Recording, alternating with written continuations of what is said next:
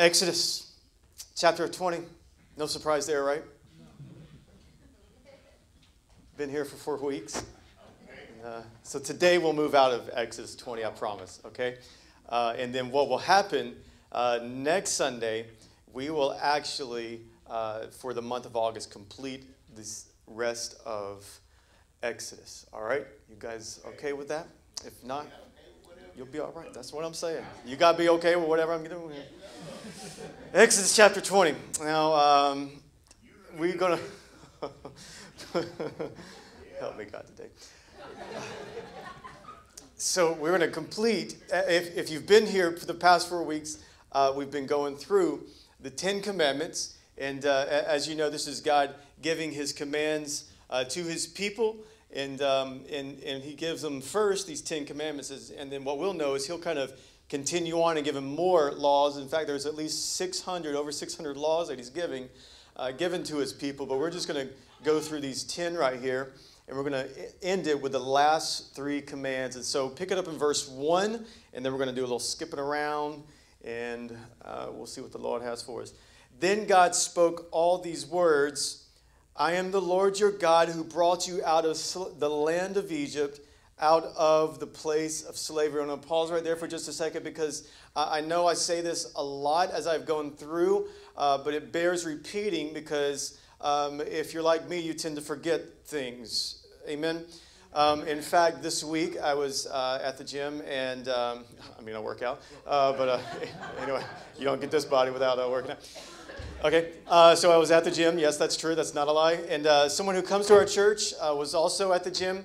And he was like, hey, man, we won't be there this Sunday. What are the commands that we're going to be going through? And I had something in my brain that stopped working, and I could not even remember.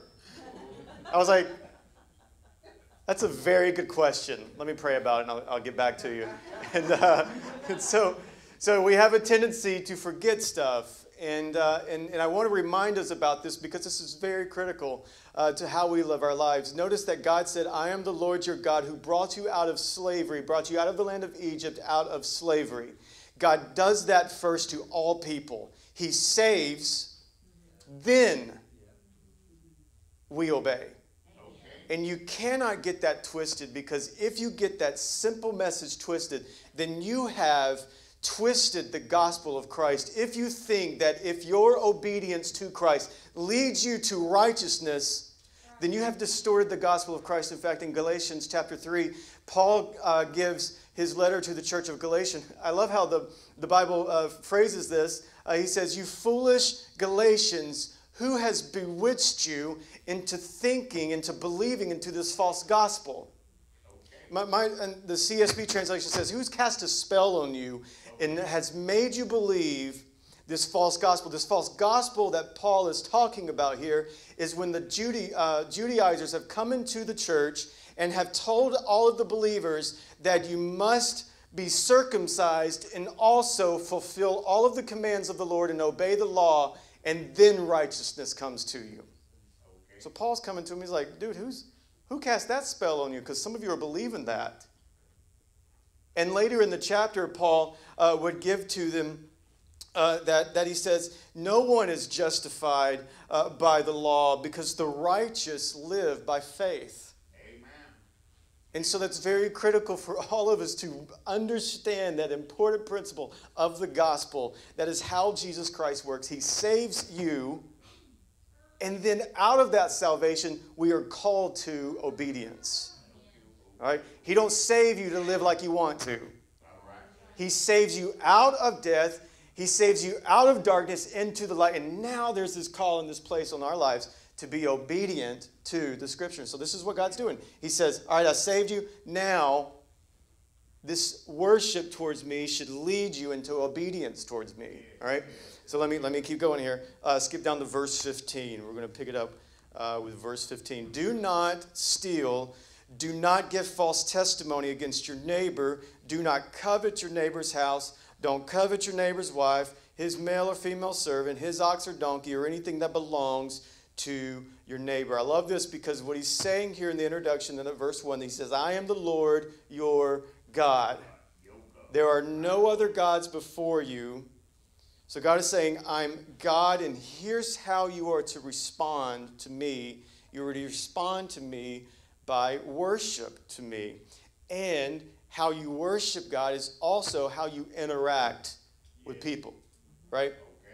So how you interact, how you respond, how you treat others is worship to God. So worshiping to God is don't steal, don't bear false witness, or don't lie, as your mama used to tell you, and don't covet, right?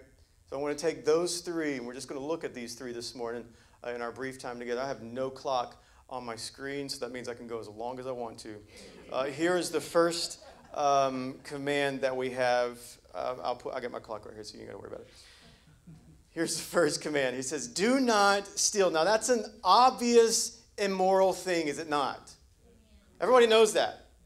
I don't take, and in context, in Southern culture, here's what this means. Don't take it if it ain't yours. All right? If it ain't yours, then don't grab it, don't even touch it, don't take it. Now, in case you're wondering, I'm here to give you a lot of meaningless information. That's part of my job description. In case you're wondering, I thought it was interesting because I began to look and research about our country and how we interact or how we participate in stealing. In case you're wondering which state has the highest robberies, congratulations, Georgia and Alabama, it's not you. However, California, you reported in 2016, I say you, because none of you live in California. Anyway, here in California, the land that's trying to deunionize, but whatever, that's not for here today. So they had over 55,000 cases of robbery in 1 year, in 2016. Now, don't get too haughty, Georgia, because we ranked the 8th state with the most robberies.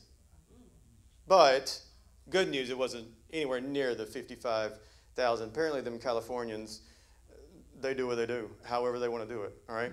Now, here's another staggering statistic that I thought was completely irrelevant for a conversation, but I just thought I would bring to our attention anyway, that the most stolen item in the United States of America,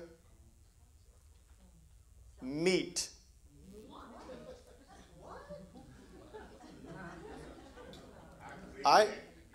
Many sites, all right? Many sites, all right? You Google it. Don't Google it now because you need to pay attention. Google it later. Meat. That is the weirdest item. I mean, can we talk straight here this morning? Somebody comes out and they get a sudden bulge out of their shirt. Come on now. I mean, seriously? That's weird. I don't get that. Now here's even more interesting thing about robbing people. Don't you feel more educated? No. In the whole world, in the scope of the whole world, the number one thing that is robbed is cheese. I'm thinking, here we go, people. I'm thinking jewelry. I'm thinking like something like a phone, like identity theft. And what are people thinking? Cheese? I mean, come on, that stuff gets mold on it. It's just weird. And so it's interesting. I don't get that. But I think there's something deeper here to these commands when God is saying, do not steal, because I hope none of you are stealing meat. I hope none of you are stealing cheese.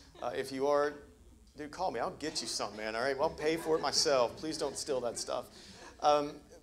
But I think there's something deeper going on in this command. In fact, if you look at all of the commands, there's always something that they're carrying a heavier weight than the thought of just do not steal. Like when Jesus says in Matthew chapter 5, you've heard it said, do not murder, but if any of you have anger or hatred in your heart, then you've committed the act of murder. So the command is not to just do the physical act of murder. The command then is to value life and love people. So likewise, this command with do not steal carries a larger weight with it than just for some of you like, dude, I'm good. I don't steal. I ain't robbed no bank. I mean, I know y'all ain't robbed no bank because you ain't tithed on it. I ain't robbed no bank. I ain't taking nothing from nobody else, right? So some of you you feel like, phew, I passed. But here are some ways that I think that we can steal in our culture. Now, these are just some thoughts that I just had, all right? These aren't things I looked at. These are just some thoughts that Matthew Thrower had. They're the ways that I think that we steal. We steal by, and these are just some ways, all right? Don't judge me. I just made these up. By not maybe reporting correctly on your taxes. You steal by maybe doing a transaction with business that's unethical, right? Okay. You steal by taking refugees' pins all the time, and you never turn them back, and those things cost money. We steal. I'm just kidding. Y'all take them. Make sure you hand them out. Tell people about Jesus. Here's another way we steal. We steal by robbing people's time away from their family. Right? We steal, and I think if you look at it like this is probably a better way to look at it. Wrongful taking. How are you acquiring what you have? And if that's in a wrongful way, then you're stealing. Now, the Hebrew word that's used here is ganab here. This is what this word, so ganab is the Hebrew word for stealing, but it actually carries the weight of not just stealing, but deceiving. So here's what happens. When you are deceiving someone, you're robbing them from the truth. Here's a command that God gives his people. Do not steal. Do not rob. Do not take something that does not belong to you. Do not ganab. Do not deceive people. So here's some interesting things that I love about this command. Do not steal. So what is God pushing his people towards? Because remember, it's not just about the command, do not, but God is leading them and pushing them into a new path, into a new life. So if it isn't do not steal and just don't take what's not yours, then what God is leading them to is to be a people who are generous. So he's wanting them not just to remember how they lived, because their whole life, their identity was wrapped around always being robbed. Pharaoh took what was his when he wanted. He took what was theirs when he wanted, however he wanted it. So all these people knew was this lifestyle that was just birthed out of robbery. I mean, stolen all the time. And so here's God leading them you know that old life that you lived under? I'm giving you a new way of life. Not only do I not want you to steal, but the fulfillment of the laws, not just do not steal, not just don't be a robber, but also be a generous person. That's the actual fulfillment of the law. So you don't steal. Great. Good for you. Praise the Lord. Are you being generous? That's the question. The question isn't am I stealing? Because some of you will probably be like, yeah, I ain't stealing nothing. Well, are you being generous? So wrongful taking and also wrongful keeping. So hoarding everything, it's the principle of one of the matters that Jesus taught most about was money. Don't worry, we ain't about to pass around the offering place right now. I ain't interested in that right now. Because the heart of the issue is generosity. Him pushing people to be a generous people. So here's what we do if we're not wrongful taking, and some of us are probably wrongful keeping, we overvalue the things we do have. We overvalue our possessions, and we overvalue our money. And since we overvalue them, then we're not going to be generous with those things. Okay. And if you're not wrongful taking, then you're wrongful keeping. And in so doing, you're breaking this law that Jesus gives to his people. And he says, do not steal. Everything that you own, let me rephrase that. Let me rephrase that again. Everything that you have, here we go. Everything that you have, does not belong to you. God has given it to you to manage. Now listen, I ain't about to go all money on y'all, okay? Because it's not just money. That house that you have, that ain't yours. The car that you have, everything that you have, God has given it to you for one purpose only, for the glory of his name. All right? So if it's money, then how am I viewing what I have for the glory of his name? If it's possessions, how am I viewing, not just viewing, but how am I using it for the glory of his name?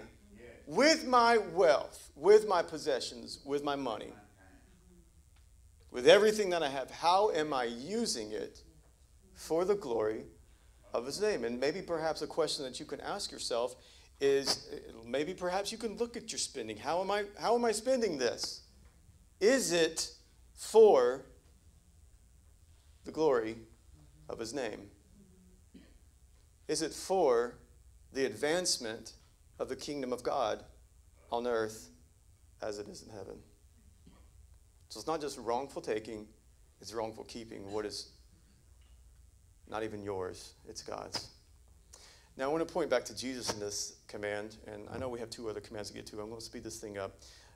There's another interesting thing that happens in the New Testament when Jesus is being crucified. It's interesting because he's on the cross, and he's sandwiched in between two other thieves, two other robbers. And one of them looks at him and he scoffs at him. Oh, wait a minute, I thought you were Christ. Can't you come down off that cross? Can't you call down an army? Come on, I thought you were Christ. Then the other thief, the other robber, he looks at this other guy and he says, don't you know who this man is? This is the Son of God. And he asked this question. He said, Jesus, remember me, Jesus, when you go. And Jesus looks at him, and I'm sure this is incredible, because it probably took everything that Jesus had within him, because Jesus is suffering, he's bleeding to death, and he pauses in all of that pain and sorrow, and he looks to the thief, the one who is wrongfully taking and wrongfully keeping, and he says, today you'll be in paradise with me. Those of us who are stealing by wrongful keeping and wrongful taking, today the offer of forgiveness is on the table. You don't have to live a condemned life anymore. So God looks at his people and says, do not connive, do not steal. And so this other command, this microphone is really fuzzy today. I don't know what's going on. Just have to bear through the fuzz. Weird sounds going on there. The second command here is not just to steal, but here we go with do not bear false witness. And you probably heard this growing up, don't lie. Now, a false witness suggests a legal trial where a false testimony is being given about the one who is accused, right? Yeah. So think about the children of slaves who, in this time, they're weak, they're vulnerable, they have no legal protection. And as these weak and vulnerable people without protection, now God is telling them that you are no longer to be a part of who you used to be, but now the antithesis of being a bearer of false witness, I want you to carry the truth. Right? Because you're lying about somebody. You're bearing a false witness about somebody. Jesus, again, here's God pushing the command. It's not about just saying, well, I'm not lying about something. I'm not accusing nobody. Well, are you carrying the truth? I think that's the question that should be asked here. And this reminds me of how important our words are. Now, again, I'm giving you a lot of information that here I was just thinking through and pondering in my life. And I thought about how important words are in the lies that we give, right? And I wrote down a list of the top 5 lies that either I say or you say. All right, number one. Here's the number one lie I hear all the time. I'm on my way. Girl, we know you still at your house. You're still getting ready. Tell me the truth. Because if you're on your way, I know it only takes a few minutes to get to. I ain't calling you out, Shannon. I'm just saying. I know it should only take you a few minutes to get to where you're supposed to be.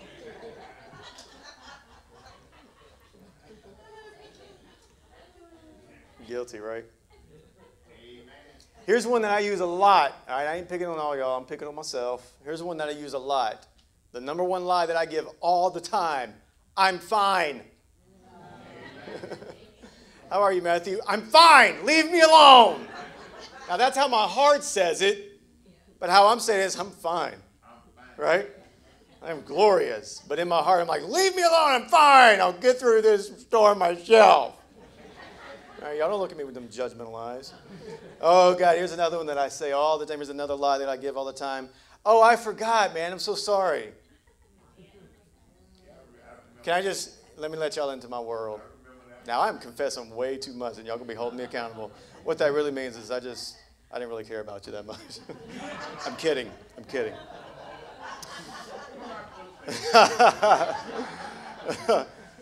I know y'all all guilty of that. Like, oh, I forgot. No, you didn't. It was on your calendar, man. Like, come on.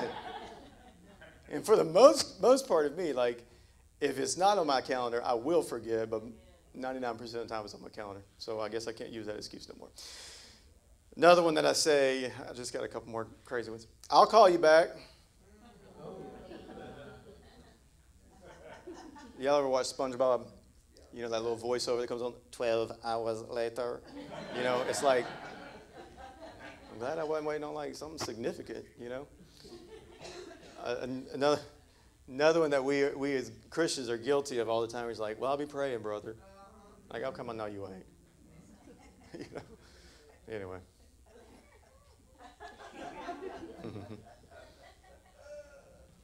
So you're not in a courtroom, right? You're not bearing false witness. You're not bearing a false witness against somebody, but against your neighbor. But here's the question, and here's what is being presented to us, and where we're being pressed at. Are we being a person of truth and integrity? Are we being truthful in our way of life? And are we being a people of integrity? I think that's the question that you need to ask yourself. And I think so we're being a carrier, being a witness of Christ, and we're carrying the truth, and we're being a people of integrity. And I think here's one of the most dangerous things and what we fall into. And I want to go back to one of those lies I was talking about a while ago, because it's very dangerous for us when we say we're fine. And one of the biggest lies that we see that comes in this church is when people say, I'm fine. And all of a sudden, your world is collapsing. Like, you know you ain't fine. Like, your world is like, you were like a train wreck. And it's so weird because, we always hear about the after story. I'm like, hey, man, I ain't seen such and such. Where they been? Or I ask them, like, hey, where you been? I ain't seen you in a long time. And they tell me this long, drawn-out, dramatic story of, like, how this trauma just erupted and just blew up their life. And I'm like, bro, I had, like, no idea. And nobody ever sees them again. You know why that happens? It's because they were living a lie that I'm fine. You come in here, you live this pretentious life that all of life is grand, butterflies are flying around, and it's just a beautiful life that we live. When internally your heart is in trauma. And here's Jesus, again, pressing on us. I don't want you just to not bear false witness, but I want you to be a person of honesty and integrity. Amen. And if you could help out this community as a church, then the one thing that you can do is come in here and actually be who you are. Bro, let me tell you something real quick. I ain't heard it all, but I've heard close to it. Like, I'm at a point now in this ministry, like, nothing surprises me. Like, I hear something that most people are like, I'm just like, oh, okay. Let's work through it. Like, nobody's going to be surprised by whatever the sin is that you're in or whatever the trauma that you're in. Nobody's going to be like, bro, I ain't never heard that in my life. I don't know what to do with you. You know, we're going to outcast. I ain't never heard of that before. Like, I mean, we can strip this room with just this small section, or we'll pick on this small section, and I guarantee you this small section has enough trauma, has enough stories of their own where none of your stories can surprise any of them. So we don't need more people to say that we have more problems. Like, bro, I know all of us. We all got problems. But when we come in here every week, week after week, and maybe you're a part of a group and you're like, I'm great. But when you're coming here and you've got this facade that says I'm great and you're not, you're committing this crime against this law when God says do not bear false witness. Not only do I want you to bear false witness, but I want you to be a person of integrity. And I want you to be honest. Now also, in the gospel, I got to point back to Jesus with this command because I thought this was interesting. When Jesus is being brought before Pilate in the courtroom, there are some religious leaders that bring Jesus to the courtroom, and Pilate says, why do you bring this man to my courtroom? And they respond to him with their little religious selves. And they say, we wouldn't be bringing him before you if he ain't had no sin in him. You know, they had a little sass, I guess, a little southern. We wouldn't bring no sin before we wouldn't bring him on you. You know, they're probably snapping their fingers. And Pilate's like, what did he do? And so you know what led Jesus to the cross? And these people knew the law. I mean, they could quote the law verbatim. And what led Jesus to the cross are these people who knew the law with their minds, but who bore false witness. And it led Christ. And let me tell you something, it wasn't just their lie that led them to the cross. It was all of our sin. So here's God giving them this new way of life. Do not steal. Do not bear false witness. And here's one of the most dangerous that we all can find ourselves in this morning. Do not covet. And here's why this is so dangerous for us. Because nobody can see it. Right? I can see when you murder. Everybody else can too. I can see when, I can hear the lie. I mean, this is tangible. These are tangible commands that we all can experience with either our ears or with touch or with sight. But here's God giving this last command that just sends shockwaves to them. Because this doesn't deal with external behavior. Now God is dealing with internal behavior. So now God is looking deep into their heart.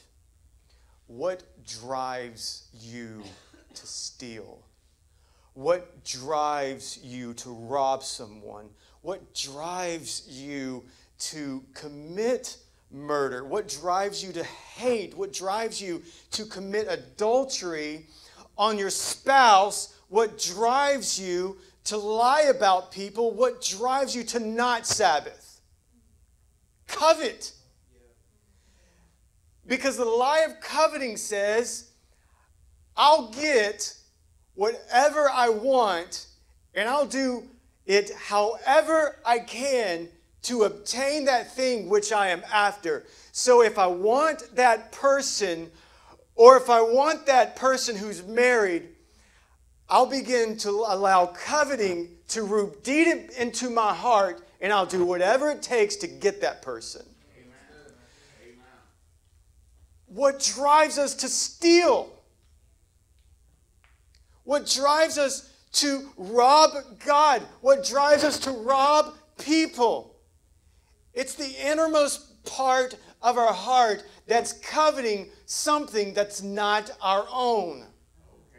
What drives us to commit adultery on our spouse?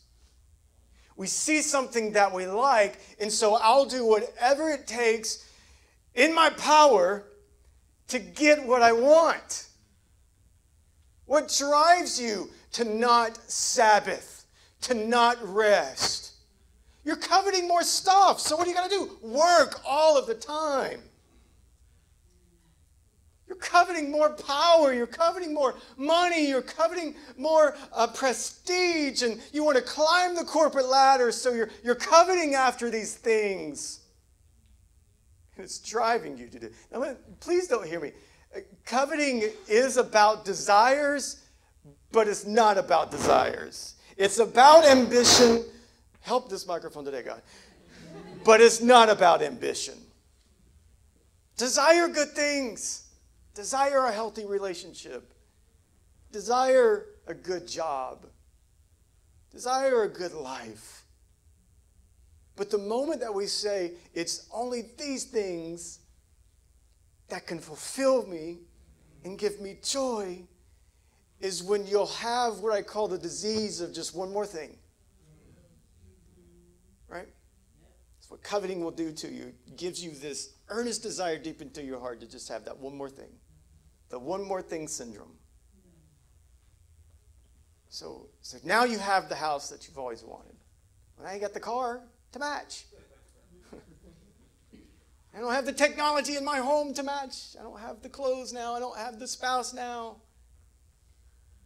I don't have the money now. And so it all begins with this desire that starts as a good thing, but it turns into a bad thing because it becomes the ultimate thing. Does not this sound like idolatry? And it's a liar to you. You've got to have more money. Money is one of the biggest false gods. I've got to have more of it. Because if I don't, then I can't be like the other people. I got to have more money because I got more things to do. And money will pose as God like nobody else can. Because money will say, oh, you want power? Get more of me, and I'll give it to you. Money will say, you want a good relationship? You get more of me. You can have any woman you want. I mean, I don't know if that's true. Money says, oh, you want to impress people? Well, give more of me, and you could obtain more possessions. And it all started with what seemed like was a decent desire and a decent ambition, but it ended with that becoming your driving factor in your life, that is the only thing that can sustain my joy. Here's God addressing the heart of all of these commands and exposing us for who we really are. Is do not covet. And the antithesis is, why can't you just be content with me and me alone? Like, that's the question that you have to ask yourself. Is God enough? Is he enough? If he's not, that's the reason why you are in this continuous cycle that you'll never get off. You're on the hamster wheel, man. So God is not just saying, do not covet. God is saying, am I the God of your life? Am I enough? Am I the one that brought you out of Egypt, out of the land of slavery? Am I the one that not saved you from that? So why can't I be enough? And I think the way we value things in our culture, man, it's just so disheartening, and it's madness. And God is just asking them, and he's telling them, you'll never find satisfaction and true joy until you learn that I'm enough. Now, rightfully so, here's how this ends. If you look on right after this verse, the people respond, and it's kind of funny. The Bible says they respond with fear and trembling. Duh. I mean, some thunderous voice clapping out of the mountaintop with some deep, crazy smoke machine going on. I'd be fearing and trembling too. You know, and I think, you know, they stood, and the Bible says that they backed up. They stood at a distance. I think a lot of people are hating on them for that, but bro, I'd be running. Don't y'all tell me that if you heard some random voice when you know that nobody else was talking, Come on now. I'd be hitting the floor. I'm like, what was that, man? I have to wear a diaper from there on out. I'd be scared, y'all. I mean, so don't like hate them. Like, look at them little weaklings running from the voice of God. Please, I'd be running too. And notice their response. They responded to the commands of God with fear and trembling. But here's what I'm afraid of for us. That how we respond to the commands of the Lord is flippantly and without seriousness. God is giving them these commands, and our response is to respond to it with fear and trembling. Not a, oh, I'm afraid of the dark kind of fear, but a fear. I don't know if you've ever been to, and I think I've given this illustration before, I don't know if you've ever been to the Grand Canyon. Most beautiful sight, right? You go on top of a mountain, maybe you've been to the mountains, or maybe you've stood on the edges of a beach, and it's, find that happy place for you, right? It's the most beautiful place on earth, but I'm going to be honest with you, it's a little scary. Take one more step on that Grand Canyon, you're going to fall 1 mile and die. It is beautiful and it is majestic. There's also a little bit in my heart that says, this thing could kill me. Yeah. Charles Spurgeon, the great preacher of the 1800s,